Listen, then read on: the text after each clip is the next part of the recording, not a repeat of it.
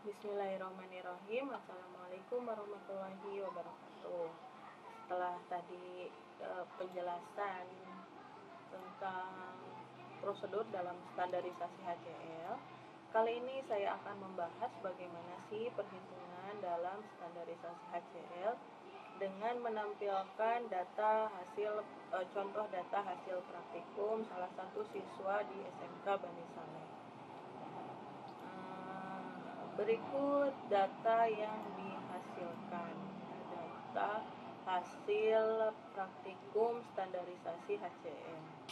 Di sini ada data penimbangan, penimbangan dari boraks sebagai baku primer.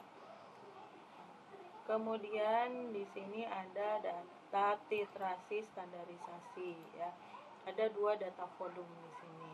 Nah, sebagaimana rumusnya, bahwa untuk mencari normalitas dari HCl itu kita harus rumusnya adalah miligram dari boraks dibagi Be dari boraks, kemudian dikali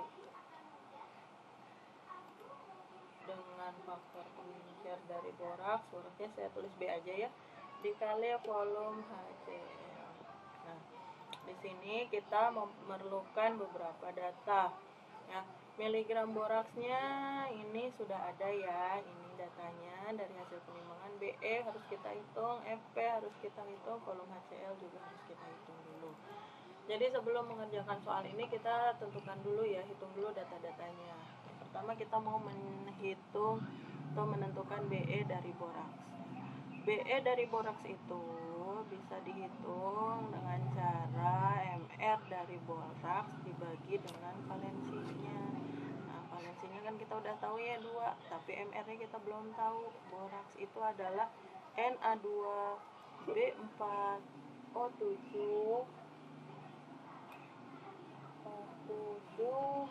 dan H2O nya 10. Nah, 10 H2O.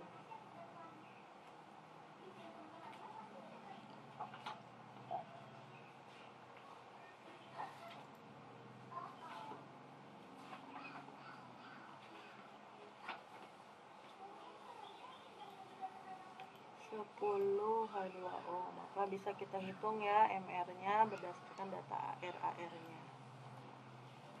Oke, data AR-nya ya sudah ada. Kemudian di sini berarti kita bisa menghitung ya MR dari boraks, Na-nya ada 2, B-nya ada 4, H-nya ada 20, kemudian O-nya 7 ditambah 10, 17. Oke, mari kita hitung. Sehingga kita bisa dapat ya nilai MR dari boraks adalah ini 16 dikali 17 272. MR-nya itu adalah, kita hitung 382.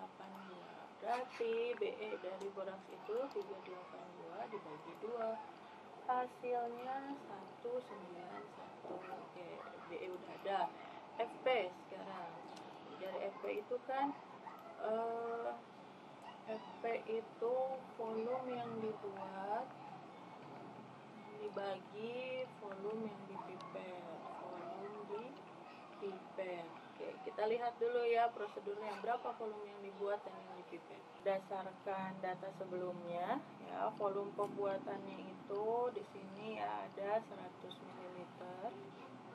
Kemudian yang dipipet atau yang bereaksi adalah 10 ml. Berarti faktor pengencerannya bisa kita hitung ya. Faktor pengencerannya itu volume yang dibuat dibagi volume dipipet atau direaksikan sama dengan 100 dibagi 10. Berarti volume itu 10. Faktor pengencernya adalah 10. Oke, ini udah ada. Hitungannya hilang. Ini dari 382 ya, 16 kali 17 itu 272, ini jadi 191,82. Ini hasilnya 191, BE nya ada, FP nya juga ada. Sekarang kita hitung volume HCl. Nah, volume HCl bisa dihitung dengan merata-ratakan kedua data volume ini. Maka volume HCl nya sama dengan 13,45 ditambah 13,65 dibagi 2. Nah, kita hitung terlebih dahulu. Hasilnya adalah 13,55 ml.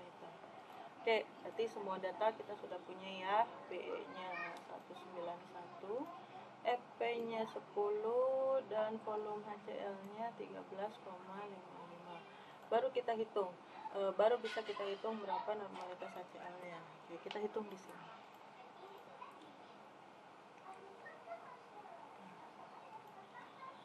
Normalitas HCl rumusnya itu tadi miligram dari boraks dibagi BE dari boraks dikali faktor pengencer dari boraks dikali volume HCl. Miligram boraksnya ya, miligram boraksnya diambil dari data perhitungan ya, yang ini 1,9182. 1,9182. Dijadiin miligram, berarti karena itu satuannya gram, dijadiin miligram, hasilnya menjadi 1918,2 mg. Dibagi BE nya 191, faktor pengencernya 10, dan volumenya itu tadi 13,55. Maka kita dapat menghitung normalitas dari HCl nya 191,2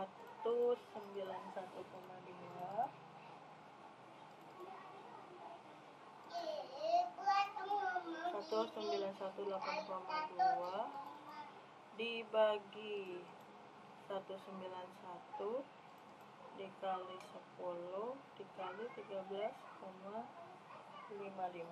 Hasilnya adalah jadi normalitas dari HCl ini adalah 0,02411757887 norma ya. Di laboratorium kimia analisis SMK Bani Saleh, data normalitasnya itu tidak kita bulatkan ya untuk supaya perhitungan penetapan kadarnya itu menjadi lebih akurat ya, sehingga data normalitasnya kita dapatkan yaitu sebesar 0,02411757887 normalitas normal. Inilah data hasil titrasi standarisasi HCl, di mana kita mendapatkan nilai normalitas dari HCl-nya sebagai berikut ya. Mudah-mudahan bisa kalian pahami. Terima kasih. Assalamualaikum warahmatullahi wabarakatuh.